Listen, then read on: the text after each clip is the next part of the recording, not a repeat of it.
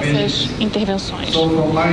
Então, na minha opinião, acredito que o elemento mais importante qualquer que seja o progresso e desenvolvimento na cultura, a questão crucial será que é cursivo, será que é voluntário, será que as pessoas vão expressar sua identidade sem conflito? Muito obrigada. Mas eu vou fazer o possível para colocar os meus pontos de vista, colocar um pouco do que tenho aprendido com o meu povo. Vale salientar que eu venho de uma comunidade de base, estamos da cidade mais próxima, em torno de 50 quilômetros. Então, a minha vivência tem sido muito mais na luta em defesa da causa quilombola. E para isso a gente tem se integrado a vários outros segmentos que têm lutado principalmente em defesa da reforma agrária, das regularizações fundiárias, ou seja, da descentralização das terras desse país. Considerando que o termo quilombo, o termo comunidade quilombola ainda não é tão conhecido para todas as pessoas, talvez, aqui presentes, considerando que temos pessoas de vários países, devo dizer que quilombo são comunidades formadas por afrodescendentes que no Brasil resistiram, contribuíram para que a escravidão fosse abolida através das suas resistências, e os quilombos fazem parte das manifestações de resistências que aconteceram no Brasil. São as pessoas que formam as comunidades rurais e que não migraram para as cidades desde o período da escravidão, e estamos lá sendo os seus descendentes diretos. Então, Conceição das Crioulas é uma dessas comunidades. Quero colocar um pouco o nosso ponto de vista com relação à diversidade cultural, e já começando pelo final da fala dos companheiro e da companheira que me antecedeu, com relação aos conceitos, aos termos falados, eu tenho assim uma posição um pouco diferente. Eu não sei se é porque, sendo da base, vivendo a situação na pele, a gente termina se apressando um pouco, No Brasil, estamos há mais de 500 anos de Brasil, e durante esse período a população negra, a população indígena foi a população mais afetada por toda a forma de preconceito, discriminação e descaso dos poderes políticos. E acredito que nos outros países colonizados, principalmente os americanos, talvez a situação não seja tão diferente. Então, essa situação faz com que a gente se apresse, E aí penso que as terminologias, as formas de falar, elas são muito importantes. Mas eu penso que o que precisamos fazer mesmo é redefinir, é repensar as nossas atitudes, é repensar a nossa forma de agir, a nossa forma de fazer. E aí, fico aqui pensando nas diversas manifestações, nas diversidades culturais que existem nos países e a forma como as cidades são pensadas, principalmente considerando que a maioria das cidades são compostas por área urbana e área rural. Penso e observo as diversas situações em que são colocadas assim, como se pensa a cidade, e dentro da cidade, como se pensa a comunicação, como se pensa a educação, como se pensa a saúde. E se a gente não mudar as nossas formas de fazer, e quando digo isso, estou falando de nós, sociedade civil, mas estou falando principalmente dos poderes públicos das cidades, dos estados, que é quem detém o poder na mão, estou falando dos grandes empresários. Se a gente não mudar a nossa forma de fazer, a nossa forma de agir, a gente vai ficar durante muito tempo falando Infelizmente, de todas as formas, o que temos observado é que existe uma tentativa muito grande de abolir, né? É padronizar desde a nossa fala, desde a nossa forma de pensar, desde a nossa forma de diversão, desde a nossa forma de manifestar nossas culturas. É como se houvesse a necessidade de criar um padrão, uma forma única de se viver. E aí, então, observando, e aí também não sou professora ainda, sou graduanda em História, mas sou muito apaixonada pela educação e acho que os espaços escolares formais são espaços assim, de grande contribuição no dia a dia dos nossos meninos, das nossas meninas, e é um espaço importante que deve se tornar instrumento dessas mudanças de atitudes, dessas mudanças, dessas formas de fazer. Porque se você, e aí para isso se faz necessário que os educadores tenham uma melhor qualificação, tenham mais tempo para pesquisar, mais tempo para entender a origem dos seus meninos, a comunidade onde eles habitam, quais são as formas de diversão que eles têm, para poder dar continuidade, contribuir para que essa cultura ela não seja abolida. Porque a maioria das cidades urbanas, elas são compostas por pessoas que vêm da roça, que vêm das comunidades rurais. E quando nós viemos das nossas comunidades, é de novo como se a gente fosse trazido do continente africano. A gente não vem. A gente somos trazidos geralmente pelas dificuldades que enfrentamos lá, pela falta de acesso às políticas públicas, pela falta de cuidado com as comunidades rurais. E aí quando viemos para a cidade, nós trazemos a nossa cultura. Você passeia no Maranhão e lá você observa o tambor de crioulas. Quando você chega na cidade de São Paulo, por exemplo, que muitas pessoas foram expulsas do Maranhão e também de Pernambuco, de diversos outros países, falando um pouco do Brasil, você vai, aonde eles estão sempre juntinhos, é uma forma de se viver, e lá estão manifestando a sua cultura, estão fazendo o seu tambor de crioula, estão fazendo o seu transilinho, estão muitas vezes cuidando do seu terreiro, e aí quando você vai para a sala de aula, você não escuta, você não vê falar de tudo isso.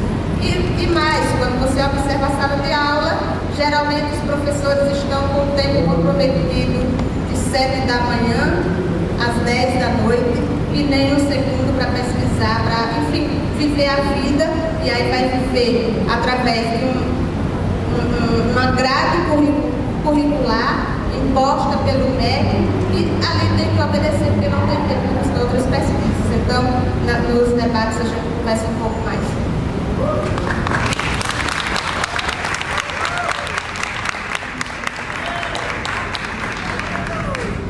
Pero hay mucho más que tiene que ver con el trabajo directo con los grupos.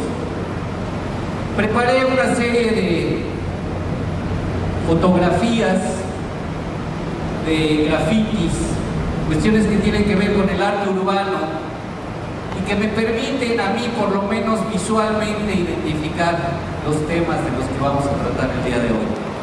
Rodrigo, existen muchas formas de indiferencia. Por ejemplo, ahí tenemos un republicano y un demócrata con una niña de Vietnam quemada por fuego de napalm en la guerra de Vietnam en 1967. Tenemos formas de las más obvias y las más comunes. Estos turistas que pasean por todo el mundo. Pelo mundo todo. Hasta las más ocultas. Até as mais ocultas. Este é um grafite que diz: guarde as suas moedas, eu quero troco. Aqui existem também diferenças que falam por si mesmas e outras indiferenças que nos falam justamente das indiferenças sociais. Essas são indiferenças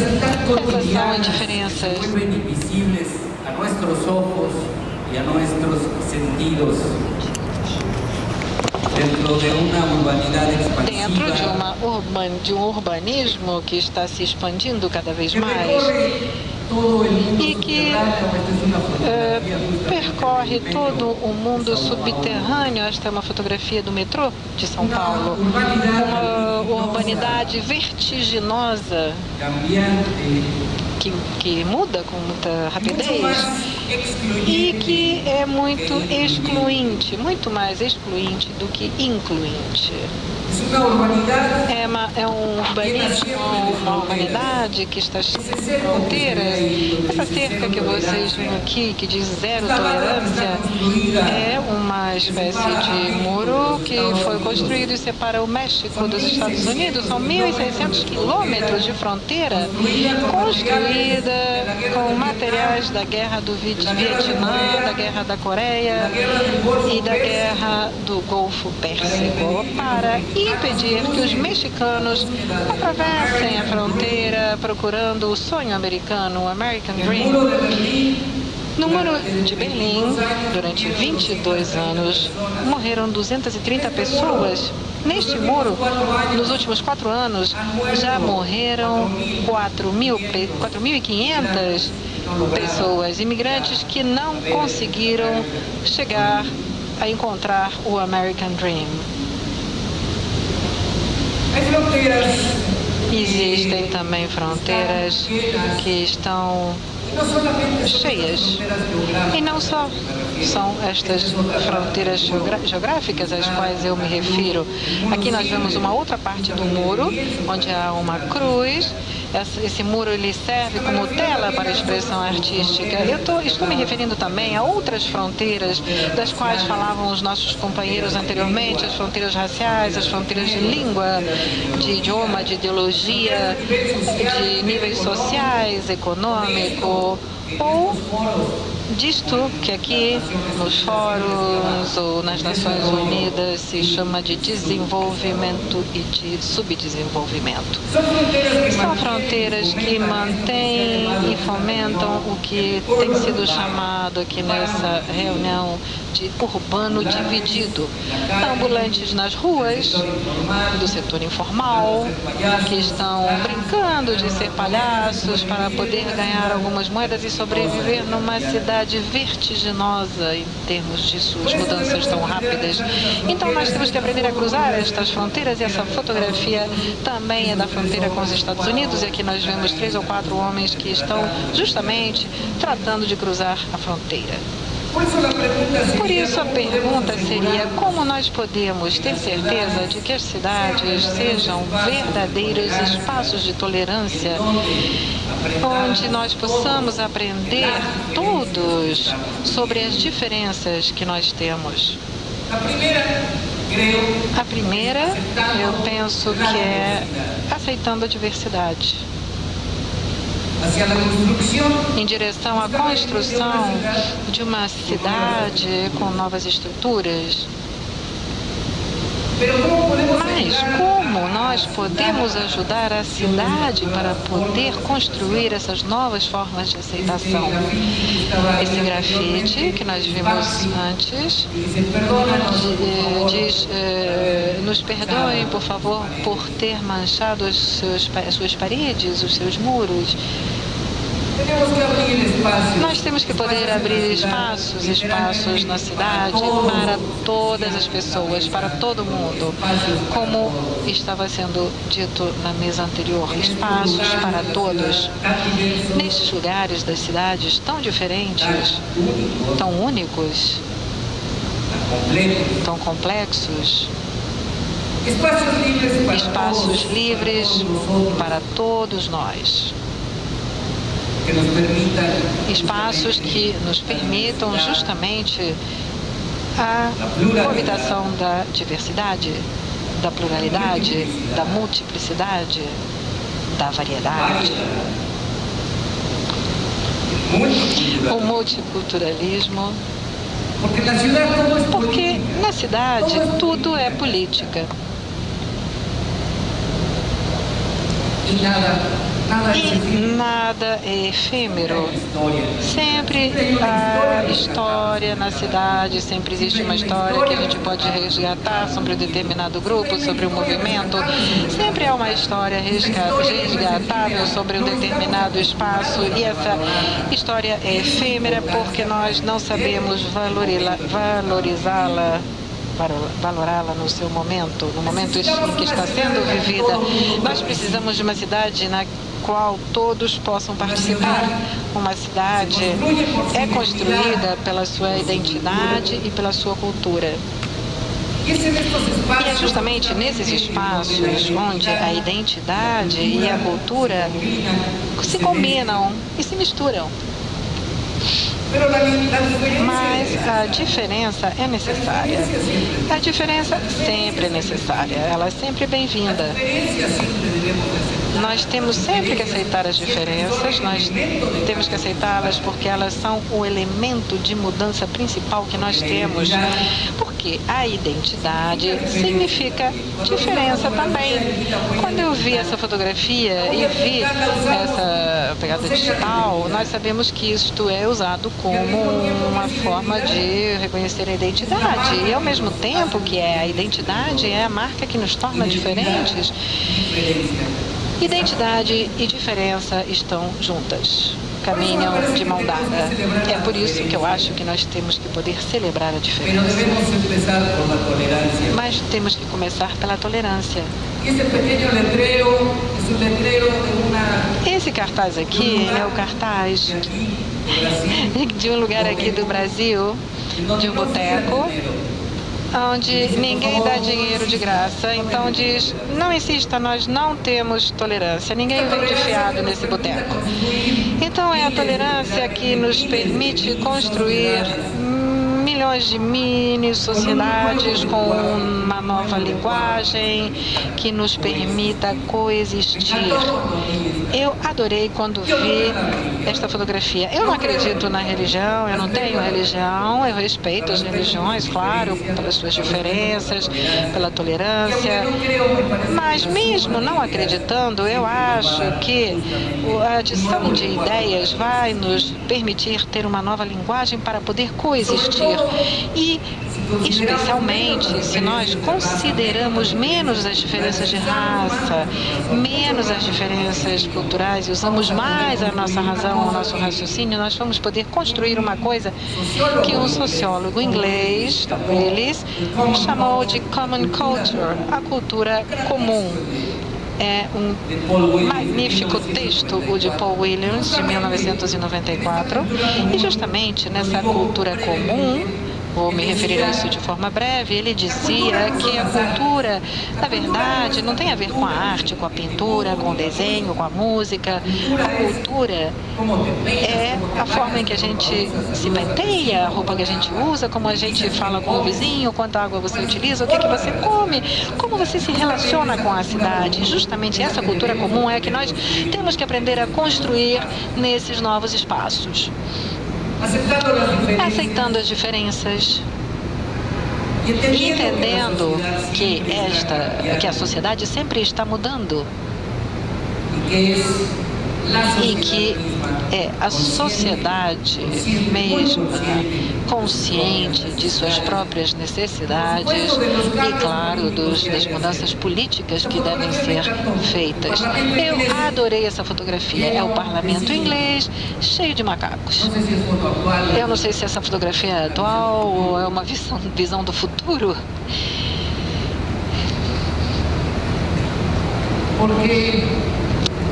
Porque nós todos sabemos o que é essencial. E esse grafite, que é um stencil, está dizendo, você pode rir agora, mas algum dia nós vamos estar no comando. É muito importante essa mudança porque a demografia das nossas cidades está mudando de forma muito rápida. Esse é aquele ano demográfico da juventude está terminando. E em breve teremos que estar preparados para uma sociedade de velhinhos. de idosos. Nós aqui temos duas senhoras idosas, uma delas está fazendo uma suéter para seu neto. E tudo isso é solamente se queremos realmente chegar a ter. O que é importante se nós queremos realmente chegar a ter um mundo melhor. Gente, muito obrigado Gente, pela invitação. muito obrigada pelo convite. Se qualquer de vocês Se algum de vocês está interessado no trabalho que realizamos, Página e estou a suas ordens. Muito obrigado. essa é a página e estou às suas ordens. Muito obrigada. A segunda questão que eu pensei para finalizar é que a perspectiva, né, se fez vários depoimentos aqui, colocando assim, realidades mais do Rio de Janeiro, e só tem um caminho, né, que é justamente a perspectiva da organização social e política dessas comunidades, né, de estarem reivindicando, demandando seus direitos, né, e sendo parceiros de outros agentes políticos e sociais para que haja essas transformações.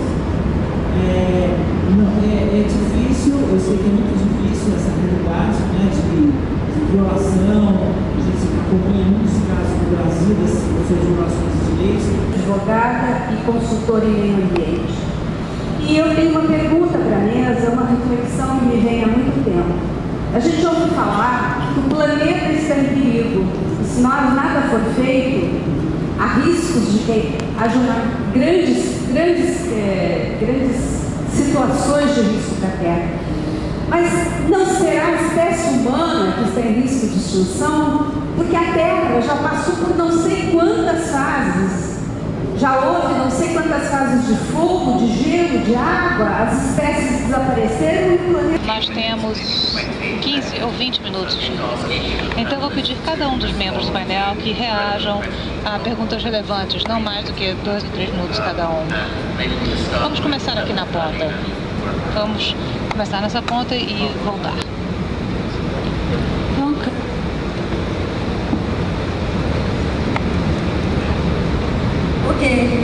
nous remercions toutes les interventions assez intéressantes qui ont été posées à l'endroit des panélistes. Il y a quelqu'un qui a posé la question à savoir la planète est engagée. Je pense qu'il y a beaucoup de choses qui ont été faites, beaucoup de choses ont été faites, mais au niveau des réunions internationales, on voit beaucoup de personnes qui sont là, qui ont des idées, mais le principal problème, c'est la mise en œuvre. Beaucoup d'engagement ont été pris, il y a beaucoup de réunions qui ont été prises. Si je prends par exemple le cas de l'action de Yogo, il y a beaucoup d'engagements qui ont été pris par le gouvernement. Mais le principal problème, le principal défi qu'on doit souligner, c'est la mise en œuvre, c'est l'application na prática, a aplicação dessas decisões. Eu penso que isso é um aspecto importante. E também o envolvimento das comunidades. Porque a gente vê bem aqui que as pessoas que estão aqui na sala não são as comunidades. Eles não podem falar no lugar deles, mas seria interessante que nesse quadro, que nesse âmbito a gente envolvesse mais as pessoas que estão realmente envolvidas. Se as comunidades trabalham juntos a longo prazo, né, para a sustentabilidade a longo prazo. Eu penso que isso é um desafio. Tem trabalhos que são feitos, mas muito difíceis. Eu penso que o principal desafio é tentar trabalhar em colaboração com as comunidades de uma maneira mais global. Não apenas com as comunidades, mas também o problema das mudanças climáticas não pode ser resolvido de maneira dística e separadas. Eu penso que é necessário criar contatos, ocupar todos os atores, os governos, as comunidades, as ONGs, para que esse trabalho tenha fruto. Enquanto essas ações foram feitas de maneiras separadas, nós não vamos poder ter resultados que nós queríamos. Então o apelo que eu lanço aqui é que todas as comunidades trabalhem juntas, com o Estado, com as ONGs, com os bancos que dão os financiamentos também, todos os financiadores. A gente vê que nos nossos países no nosso país a gente vê que as coisas são feitas porque tem um apoio financeiro, né, de um investimento financeiro. Então eu faço um apelo à comunidade internacional, às ONGs, aos investidores, às comunidades, para que trabalhem mais juntos. Os pequenos projetos não devem ser feitos separados, mas de maneira coordenada. Era isso que eu queria falar e eu vou passar a palavra aos outros para que eles possam responder também. Obrigado. Bueno, gracias por las preguntas. Sí, yo quería poner énfasis lo que no hice. Es que tuvimos hace 2 ou quase 3 anos. É que o que eu gostaria de fazer, que não tive a oportunidade de fazer antes, é o seguinte: no sul do Peru, em Cañete, nós sofrimos um terremoto que teve um efeito dramático para a população. Qual foi a reação imediata das nossas organizações de base, que era de ajudar a organizar a população para tentar administrar os recursos que receberam para resolver esse tipo de problema. E isso significou que nós tivemos a capacidade de capacitar as pessoas chaves, como a autoridade local, e alocar os recursos de uma forma devida. Eu gostaria de destacar, além disso, que nesse contexto, no contexto de emergência, situação de emergência, devemos falar do assunto da corrupção. Corrupção é um problema muito sério que nós enfrentamos e, para isso, nós devemos ter essa capacidade de mobilização dessas organizações. A outra pergunta era como nós poderíamos mudar, ou melhor, como nós deveríamos mudar a posição ou o papel da mulher. Nós primeiro devemos nos assumir o nosso papel como mulheres, como cidadã, nesse contexto, com uma voz independente, já que as nossas condições econômicas e sociais talvez não nos ajudam a poder fazer isso, assumir o nosso papel perante a sociedade. Nós devemos considerar qual o papel que o Estado nos permite assumir. Nós temos um foco que é o foco nos direitos das mulheres. Nós trabalhamos muito sobre esse assunto e no meu país temos um lema que se chama vamos protestar, mas protestar com uma causa, com uma razão. Nós devemos ver qual o papel que nos cabe às mulheres. De fato, além disso, devemos considerar uma estratégia que é muito importante a nível internacional, não só nacional, e colocar na pauta a campanha que foi mencionada antes sobre a resistência comunitária.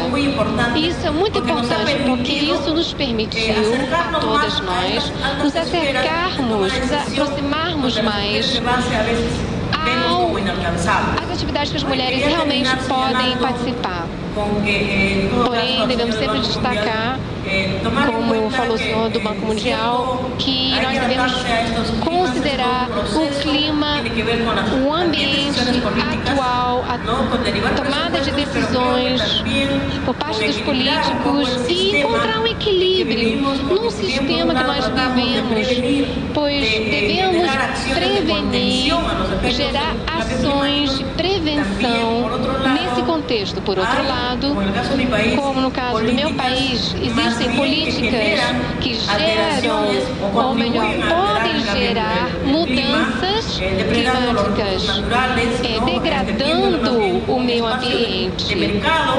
E isso também é uma grande preocupação que nós temos no momento. Deveríamos ter maior coerência nas políticas e nas condições básicas para que nós possamos implementá-las.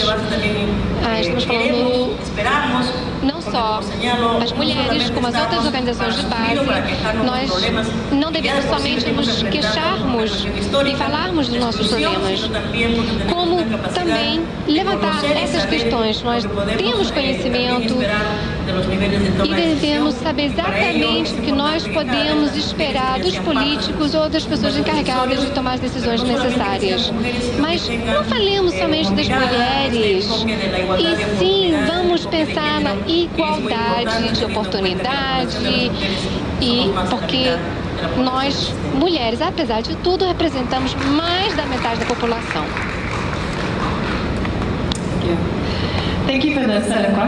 Obrigado pelo conjunto de perguntas, muito interessante. Pena que não tenhamos mais tempo para responder. Eu vou rapidamente falar sobre algumas das perguntas levantadas e eu vou tentar as minhas respostas usando exemplos específicos do projeto com os quais trabalhamos, para não falar apenas do processo. A primeira reação que eu teria diz respeito à pergunta se as comunidades estão trabalhando conjuntamente para adaptação de longo prazo e não apenas reagindo a desafios imediatos ou desastres reais. Eu diria que na rede de resiliência asiática, usando desafios existentes e os desastres que acontecem, é uma boa forma de conseguir mais desenvolvimento e ter mais comunidades agindo. Nós vemos isso diante dos nossos olhos. Mas é um ponto de entrada onde vamos poder construir uma mudança climática de mais longo prazo. Eu vou falar rapidamente do ponto de vista de uma comunidade costeira na cidade de Samarang, que é na costa da Indonésia, na ilha de Java, onde há uma comunidade pobre urbana que vive ao longo da costa e a vida deles depende ali de pesca. E essas comunidades, tendo que lidar com inundações e aumento do nível do mar, eles reagiram através de intervenções físicas, levantando o nível das casas, muitas vezes usando material reciclado. Agora, uma outra coisa que eles estão agora tendo que considerar e que estão propondo, que está relacionada à adaptação de longo prazo, é buscar um esquema de microseguros para compensar o que seriam mudanças de longo prazo em termos de estoque de peixes, à medida que a mudança climática impactará seu estilo de vida. Então, em reação à sua pergunta, eu acho que as intervenções de longo prazo estão acontecendo, mas os desafios imediatos, é claro, é o que interessa mais as pessoas imediatamente, porque elas têm que lidar com isso cotidianamente. A pergunta em relação ao papel das mulheres e como reduzir as vulnerabilidades sem uma marginalização maior. Eu acho que esse foi um ponto excelente. Todos nós temos que ter consciência disso à medida que começamos a planejar a resistência ou a resiliência e a adaptação a mudanças climáticas. Um exemplo que nós temos também da cidade de Samarang, na ilha de Java, na Indonésia, e que mostra como fundos de microcréditos podem ser gerenciados por mulheres ou lares que são chefiados por mulheres para melhorar as condições de saneamento nas suas casas, reconhecendo que saneamento e trata água ou resíduos não tratados durante eventos de inundação vão aumentar os impactos na saúde da família. E normalmente são as mulheres que têm que cuidar dos filhos ou cuidar de algum membro da família doente, reduzindo o tempo que elas têm capacidade para gerar renda ou trabalhar, perdendo assim produtividade. Portanto, esse é apenas um dos pequenos exemplos, mas também dando poder às mulheres para gerenciar as suas finanças e tomar decisões sobre serviços e melhorias nas suas casas. Mas é muito importante sempre lembrar disso, como as mulheres estarão vulneráveis, mas também não marginalizá-las ainda mais nesse processo. Eu acho que o último ponto que eu gostaria de levantar em relação aos comentários diz respeito a como que a mudança climática cria um caminho para a sustentabilidade, mas eu diria que também é um caminho para renovar as necessidades a necessidade de atender as necessidades básicas para a humanidade, mas também é um canal, um caminho que vai abrir espaço para um processo de planejamento mais participativo, mais democrático. Portanto, todos os residentes das cidades, os cidadãos, podem participar em formatar os lugares onde eles vivem. Muito obrigada.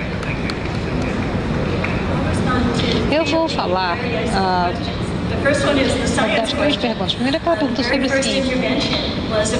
A primeira intervenção dizia respeito sobre a mudança climática em toda a história da Terra. E isso está absolutamente correto. O ambiente da Terra sempre mudou. A diferença agora é que os seres humanos estão influenciando esses processos. Ao queimar combustíveis fósseis e a mudança no uso da terra, ou seja, o corte de árvores. E essa é a questão da mudança climática com a qual estamos lidando. A segunda pergunta é o vínculo entre a redução, o programa de redução de risco com o programa de mudança climática. Em Nova York, o Escritório de Gestão de Emergência, que é a nossa agência DRR, nós somos membros da Força Tarefa de Mudança Climática e houve uma interação forte entre os dois. Então, eu concordo plenamente com essa abordagem. Eu também, como a Michelle falou, nem todos os desafios de mudança climática estão associados com desastres. Alguns dizem respeito a essas mudanças nas demandas, que vai mudar, por exemplo, a distribuição de alimentos em áreas urbanas e também, por exemplo, com infraestruturas críticas que têm tido uma longa vida, que deveriam ter 50, mas estão vivendo 100 anos. Eles também terão que resistir mudanças climáticas, além dos desastres de curto prazo. Eu acho que nós temos que, sem dúvida, fortalecer essas alianças, essa interação, mas também lembrando que os desafios de mudança climática vão além dos desastres, apenas os desastres. A terceira, aquele senhor que levantou a questão de mitigação das ilhas Maldivas. O presidente foi um herói eloquente da cúpula de Copenhague, apresentando a vulnerabilidade imensa do seu país. E a resposta ali, eu acho que nós temos tanto que mitigar quanto adaptar. Esse painel estava focando na vulnerabilidade e adaptação, mas poderíamos fazer um outro painel, talvez haja outros painéis, em relação à mitigação. Nenhuma das ações vai ser o suficiente. Nós temos que mitigar para reduzir a magnitude da mudança climática de longo prazo e o ritmo dessa mudança. E ao mesmo tempo, como a mudança climática está acontecendo agora, como outros palestrantes já falaram, a mudança climática está acontecendo agora. Então, vai continuar, não importa quanto a gente faça mitigação. Nós temos que fazer as duas coisas ao mesmo tempo, mitigar e adaptar. Primeiro, vou apoiar o que a Cindy falou. Acho que a adaptação e a mitigação têm que andar conjuntamente. Eu acho que é também importante lembrar que há 1,5 bilhão de pessoas que têm nenhuma emissão de gás, não tem nada para mitigar, e são aqueles que vão ser impactados de forma mais grave, mais severa. Eu acho que é a coisa mais injusta que já aconteceu na história da humanidade. Em relação a tornar as cidades resilientes a esse programa, eu acho que é excelente e me lembrou de uma época em que eu costumei trabalhar nas Bermudas. É um lugar um pouco distinto de vez em quando, né? Há problemas raciais a expatriados brancos. Aí Bermudas foi atingida por um furacão e eu fiquei surpreso como todos se uniram, todos foram solidários e consertaram, deixando de lado todas as suas diferenças. Eu não sou inocente ao ponto de achar que nós podemos fazer isso numa base global, mas eu acho que a Cindy está correta ao dizer que a mudança climática é a oportunidade, a única coisa que vai nos obrigar a dar um jeito de fazer isso funcionar. A mudança climática é um desastre que está lentamente acontecendo. E eu acho que o Haiti, o que aconteceu no Haiti, é um sinal disso. O Haiti tinha um dos melhores programas para reduzir HIV/AIDS no mundo e muito bem montado. Todos esses benefícios agora estão correndo risco de serem perdidos completamente. As dificuldades do desastre no Haiti está sendo desproporcionalmente tomado pelas mulheres, pelos mais velhos, pelos doentes e pelas crianças. E nós vemos isso se repetindo sempre. Então, em relação ao Haiti e a necessidade de realmente focar no impacto para as mulheres, é correto. E quanto mais as mulheres participarem do processo de decisão, melhor, pelo menos do meu ponto de vista, que eu concordo com certeza. Nós não estamos fazendo um bom trabalho até agora. E a pergunta sobre a sustentabilidade do modelo de desenvolvimento hoje em dia, obviamente não.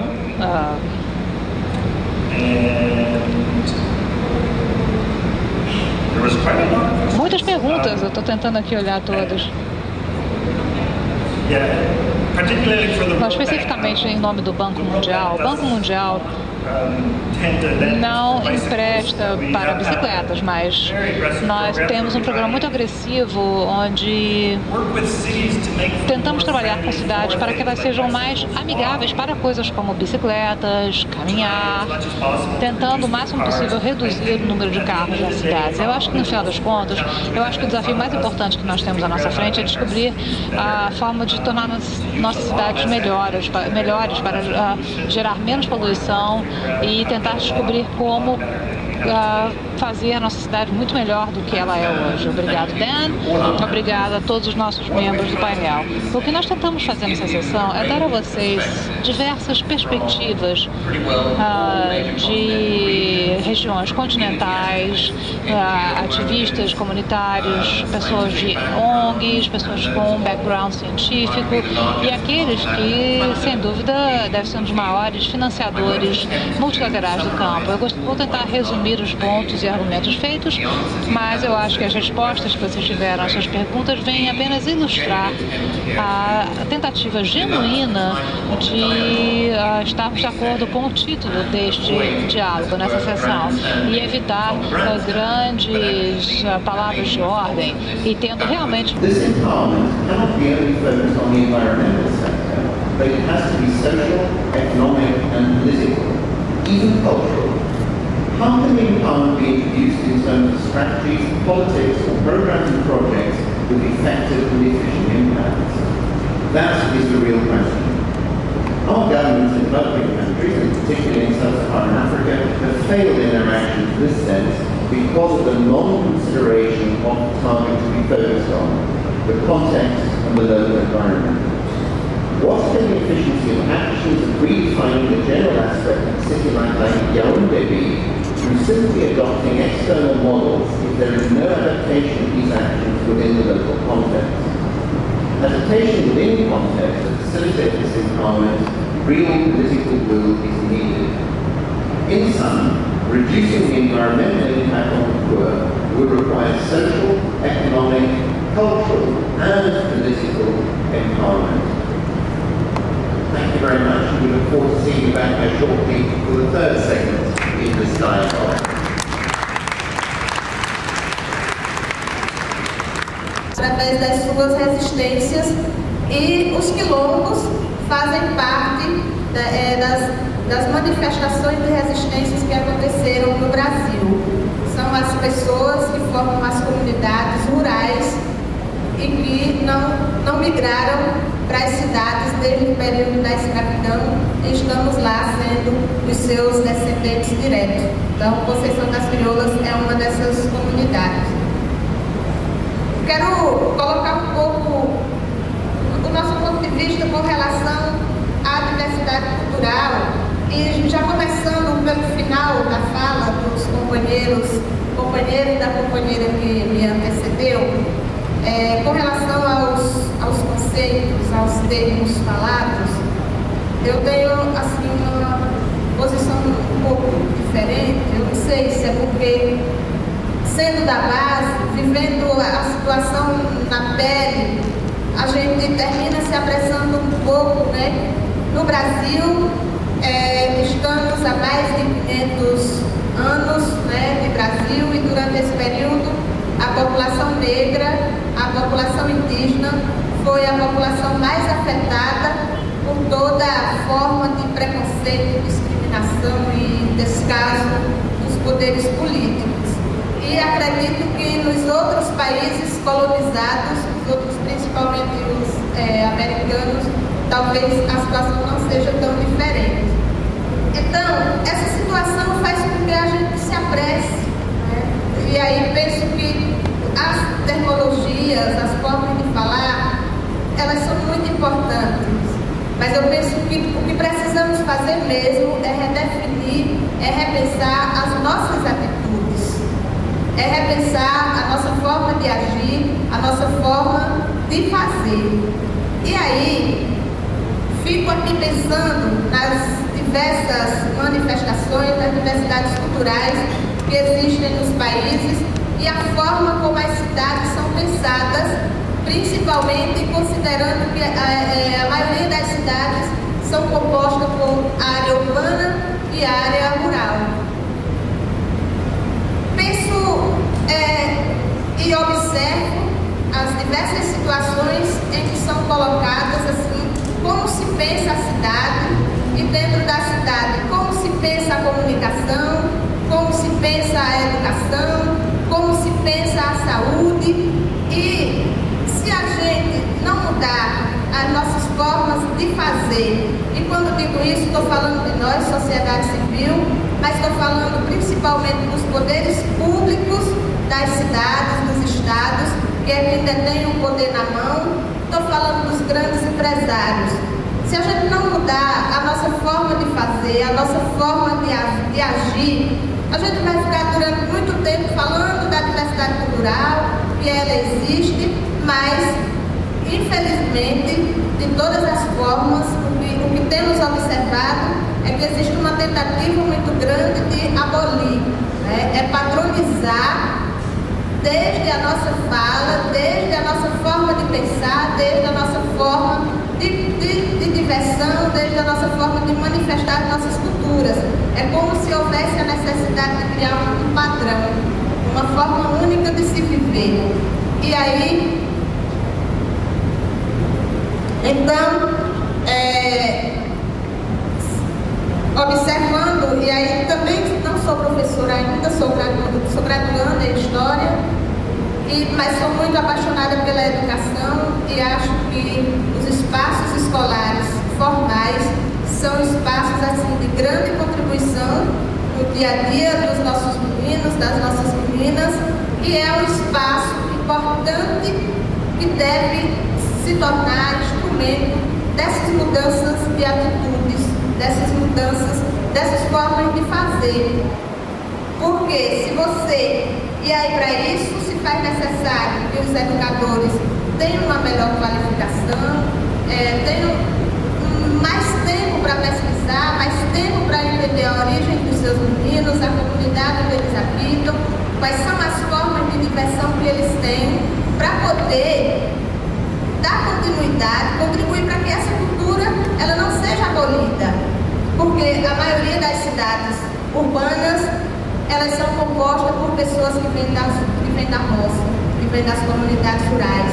E quando nós viemos das nossas comunidades, é de novo como se a gente fosse trazido do continente africano. A gente não vem. A gente somos trazidos geralmente pelas dificuldades que enfrentamos lá, pela falta de acesso às políticas públicas, pela falta de cuidado com as comunidades rurais. E aí quando viemos para a cidade, nós trazemos a nossa cultura. Você passeia no Maranhão e lá você observa o tambor de crioulas. Quando você chega na cidade de São Paulo, por exemplo, que muitas pessoas foram expulsas do Maranhão e também de Pernambuco e diversos outros países, falando um pouco do Brasil, você vai aonde eles estão sempre juntinhos, é uma forma de se viver, e lá estão manifestando a sua cultura, estão fazendo o seu tambor de crioula, estão fazendo o seu transilinho, estão muitas vezes cuidando do seu terreiro, e aí quando você vai para a sala de aula, você não escuta, você não vê falar de tudo isso. E mais, quando você observa a sala de aula, geralmente os professores estão com o tempo comprometido de 7 da manhã às 10 da noite e nem um segundo para pesquisar, para, enfim, viver a vida, e aí vai viver através de uma grade curricular imposta pelo MEC, e ali tem que obedecer, porque não tem tempo para fazer outras pesquisas. Então, nos debates a gente conversa um pouco mais.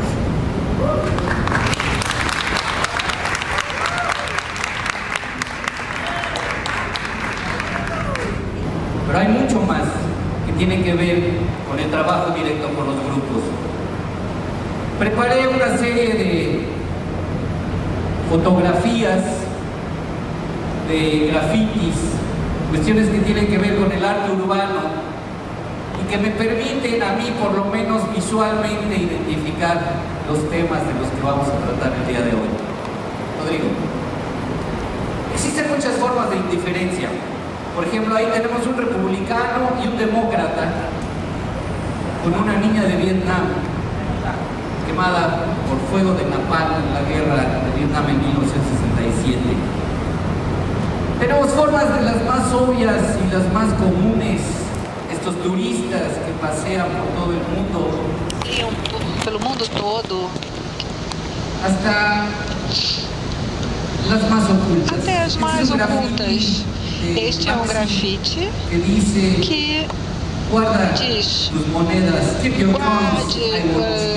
guarde as suas moedas, eu quero troco. Aqui existem também diferenças que falam por si mesmas e outras indiferenças que nos falam justamente das indiferenças sociais. Essas são indiferenças a nossos olhos e a nossos sentidos. Dentro de um urbanismo que está se expandindo cada vez mais e que percorre todo o mundo subterrâneo. Esta é uma fotografia do metrô de São Paulo. Uma urbanidade vertiginosa que muda com muita rapidez e que é muito excluinte, muito mais excluinte do que incluinte. É um urbanismo, uma urbanidade que está cheia de fronteiras. Essa cerca que vocês veem aqui, que diz zero tolerância, é uma espécie de muro que foi construído e separa o México dos Estados Unidos. São 1.600 quilômetros de fronteira construída com materiais da guerra do Vietnã, da guerra da Coreia e da guerra do Golfo Pérsico, para impedir que os mexicanos atravessem a fronteira procurando o sonho americano, o American Dream. No Muro de Berlim, durante 22 anos, morreram 230 pessoas. Neste muro, nos últimos 4 anos, já morreram 4.500 pessoas, imigrantes que não conseguiram chegar a encontrar o American Dream. Existem também fronteiras que estão cheias. E não só são estas fronteiras geográficas às quais eu me refiro. Aqui nós vemos uma outra parte do muro, onde há uma cruz. Esse muro ele serve como tela para a expressão artística. Estou me referindo também a outras fronteiras das quais falavam os nossos companheiros anteriormente, as fronteiras raciais, as fronteiras de língua, de idioma, de ideologia, de níveis sociais, econômico, ou disto que aqui nos fóruns ou nas Nações Unidas se chama de desenvolvimento e de subdesenvolvimento. São fronteiras que mantêm e fomentam o que tem sido chamado aqui nessa reunião de urbano dividido. Ambulantes nas ruas do setor informal, que estão brincando de ser palhaços para poder ganhar algumas moedas e sobreviver numa cidade vertiginosa em termos de suas mudanças tão rápidas. Então nós temos que aprender a cruzar estas fronteiras e essa fotografia também é da fronteira com os Estados Unidos e aqui nós vemos 3 ou 4 homens que estão justamente tratando de cruzar a fronteira. Por isso a pergunta seria: como nós podemos ter certeza de que as cidades sejam verdadeiros espaços de tolerância, onde nós possamos aprender todos sobre as diferenças que nós temos? A primeira, eu penso que é aceitando a diversidade. Em direção à construção de uma cidade com novas estruturas. Mas como nós podemos ajudar a cidade para poder construir essas novas formas de aceitação? Esse grafite que nós vimos antes diz: nos perdoem, por favor, por ter manchado as suas paredes, os seus muros. Nós temos que poder abrir espaços na cidade para todas as pessoas, para todo mundo.